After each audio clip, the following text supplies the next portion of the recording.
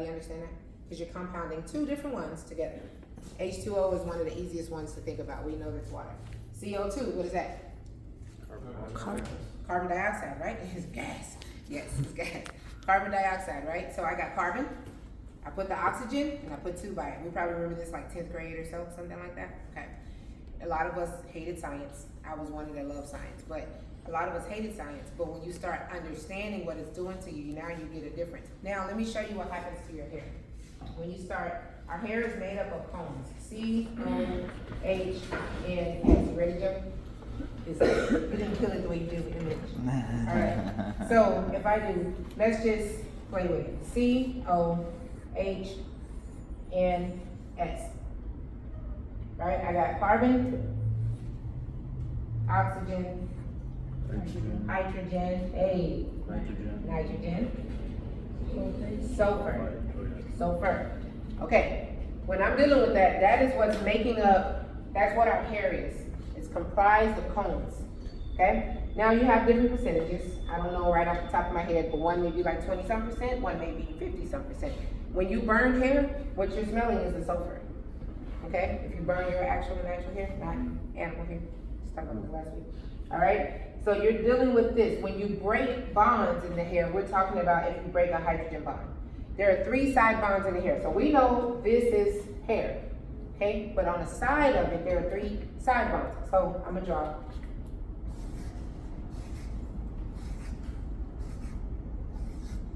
Alright, so let's just say I take H. Let's say there's another C. But I'm gonna do an S. Why S over here? Not sulfur, but salt bond. Right? And then let's say if you did an N, just for grades.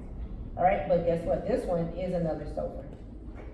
2 sulfurs together equals what? What do y'all think that's called? Sulfide? Is it sulfide? Disulfide. Yeah, Di meaning disulfide. So if I'm dealing with disulfide, and we put all of this together, I want you guys to understand right here, in this ladder-like shape that keeps this together is called a peptide bond. You guys seen that in your books anywhere so far? It's called a peptide bond. This little ladder shape, this thing right here, that's called your peptide bond. Okay, and then these peptide bonds are strong. Inside of here, every time I go and do something like putting water on the hair, I'm breaking the hydrogen bonds. Everybody understand that? But when I blow dry it, or you're breaking the hydrogen bonds with water, you're also, when you change pH, aren't we changing pH every time we put water in it? We talk about, that's why I'm really big on this pH, because I need y'all to know where I'm going. But every time we change the pH, I'm also changing salt bonds, because it's ions we're dealing with. Okay? It's like reduction, I'm adding, every time I add something on, every time I take away something, I'm either reducing or I'm adding to it, okay? Would it be also considered like a dilution as well too? Yeah, okay. Absolutely, yeah. So you're breaking it, but when I blow dry it back down, what am I doing? Putting it back together in my physical phase, okay? There's 3 side bonds. 3 side bonds are your salt,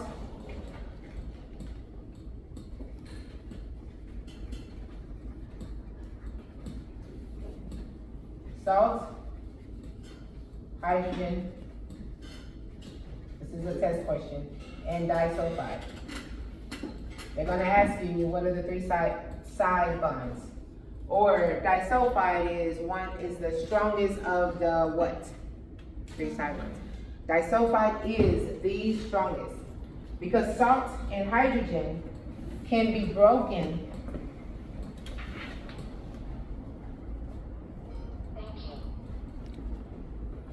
This can be broken in the cuticle. Also, if you're dealing with the cortex with a strong chemical, you're also gonna break hydrogen in salt. Okay? Anytime I break a pH balance, it's gonna break. But I can seal it back together when I blow dry it in my physical phase.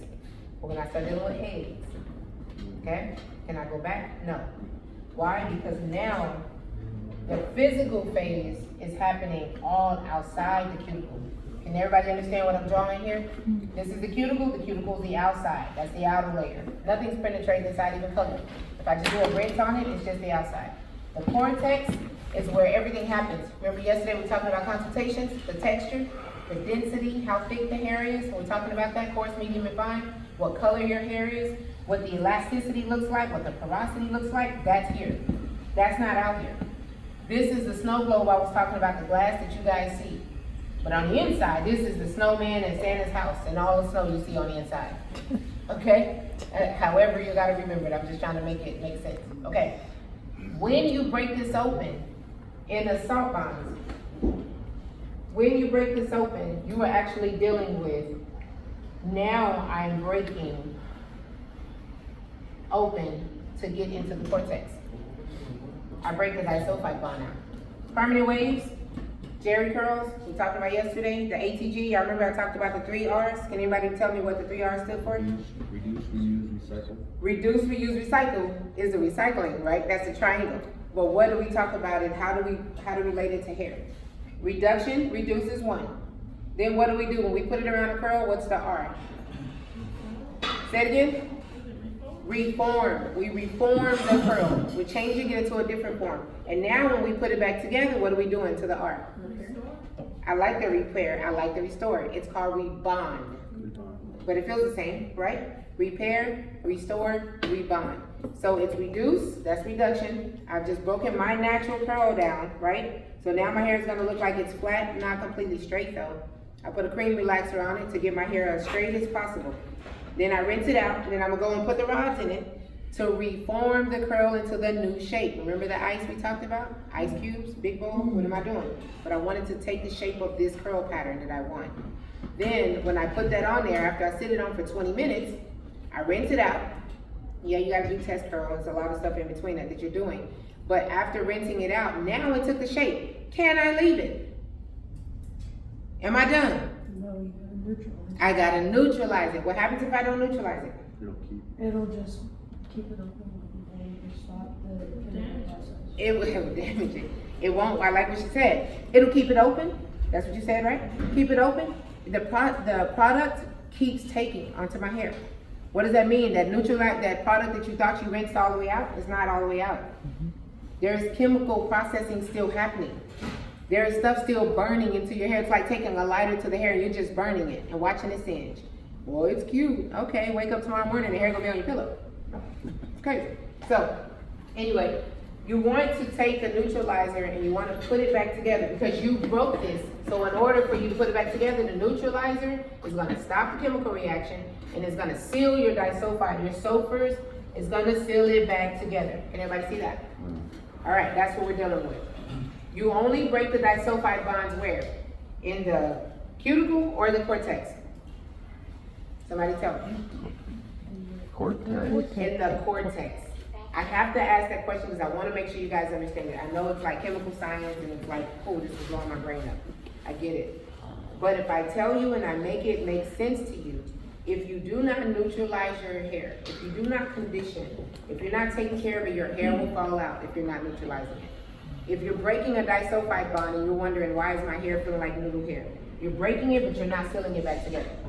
All right, that's when I'm dealing with my permanent waves, my 9.6, my ATGs, that's when you're dealing with all of that. But now when we're talking about relaxer portion of it, I'm trying to continue the relaxer. When we're talking about the relaxer portion, we're dealing with 14.0 sodium hydroxide. When I get to 12.5 to 14.0, I just kept blowing in my balloon. Anybody ever get this? Like took a natural balloon and you just keep blowing it and keep blowing it and keep blowing it and keep blowing it. All of a sudden it blows up in your face and it pops. What number is that? Over 14? 12.5, yeah, over 12.5. Oh, that's when it pops? Yeah, 12.5 to 14.0. Do you guys find it difficult to understand? Let me see if I can go back to that one. Where we at? That's 12.0. No. What happens if you put too much lightener on your hair? Can it break off? Yeah. Say it again. The chemical process. It's a chemical process. It can break. It can blister, right? It can change it if you don't know what you're doing, especially. So there are products with the conditioner that Bella used on me yesterday. That conditioner is called Olaplex. There's a reason why I use that particular conditioner. Now, is it L'Oreal? RDA, I'm trying to think what the name of the lighter, it's a bleach, it's a certain product. They have pH bonder in it on purpose. The pH bonder is what's happening, because on the inside of this, if I look at it, what's happening is, it's taking it and it's taking extra protein, putting it inside so it can stretch it out, to fortify it so it can be a little stronger. Okay? What I didn't tell you is, when you look at this right in here, all you see is a ladder-like shape. Okay? What happens to this ladder-like shape, it just kept growing. And it kept growing. So it went from a peptide bond to all of a sudden you have this little ladder-like shape, and it started growing. And it started growing. And it started growing. And it started growing. And it started growing. And it started growing. And it looks like this. Now it's called a poly, stay bored, polypeptide bond. It's too much. Now they call it a helix. This little ladder-like shape, when it became like that polypeptide, like a spiral shape, now it's called a helix, right? And guess what they call that? Well, we know that. Can anybody tell me? DNA. Not quite DNA, but I understand why you say that. Yeah. 100% understand why you say that. Now they call it protein. So you hear all of the people saying now, hey, is there a way that you can put more protein? Or I got a conditioner that's got extra protein in it. Or I did a protein treatment. Anybody hearing this stuff? That's what they're talking about. Now all of a sudden everybody knows about it, and everybody and their mama doing protein treatments on their hair. But they don't know where it came from. So it was that polypeptide bond that makes our hair, we have a natural protein in the hair. But it's when we keep putting conditioner, changing the condition of our hair, and we keep opening the cuticle, right? Every time we go into it, we put a color on it, and then we try to go darker on the color. We may bleach it out again, and then we try to go back darker to close it back down again. Then we go in and we put a perm on it. I had a student that did like this, and she said, Miss Yasha, she put a perm on it, then she put a color on it, like she waited a few months, whatever, she put a highlighter on it, not the same day, but she put a highlighter. Then after the highlighter, then she did something else. She just kept messing with the hair. Back in 2012, kept messing with it. She came in with beautiful, big hair all the way down here. Then all of a sudden, every time she did something to it, she had to trim it. All of a sudden, her hair is at a volume. Then her hair is at like shoulder length or so. Then it got really shoulder, like shoulder blade or so. Then all of a sudden, her hair is here. By this time, she'd already had a perm. She had a permanent color. She had highlights, and she went darker. Then she lightened it again. So about the 5th time or so, she was sitting in my class. After she had already passed the bob stage, she was sitting in my class in the back. I remember her, back right-hand corner. And I talked about it, because we say soften and swell the cuticle. We talk about penetration. We talk about all of this stuff right in the back right-hand corner. And she said she had a pixie cut, y'all. She had cut her hair all over because her hair was so damaged.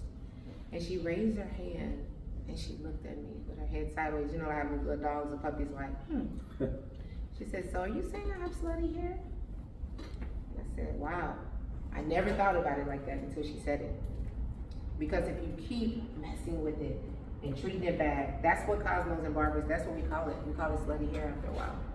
Your hair is like noodles. It's damaged. It's bad. Really bad. And I'll explain more into when I say slutty hair, because you want to put different colors on it to try to restore it. But really, you need to cut it. All right? So that's that high porosity hair. We don't say slutty hair, especially in front of the client. To be nice about it, we say, oh, it's okay. Your hair is just porous right now. And we're smiling. And they're like, oh, okay. Or, that's cool. What do I need to do about it? But we really want to tell you, your hair is porous. So there is a way to bring it back. Just look forward and nod. Nobody will know exactly. So you just have to figure out. My hair is very porous. There are some pieces on my hair, especially after a perfect wash. I'm great. It's all beautiful and coiled, but then there's some pieces that's like, it didn't make it quite right. Always say it's Little Luther, right? Little Luther versus Big Luther. It's like the hair is just like, it's not making it all the way. And that's very important that you guys understand why it's doing that. Okay? Does everybody understand this diagram? You don't? Okay. We'll have to get to I want to explain the polypeptide bond a little more. Okay, that's fine too. That's fine. I'm pretty sure the place. You have a ladder-like shape. Hold on.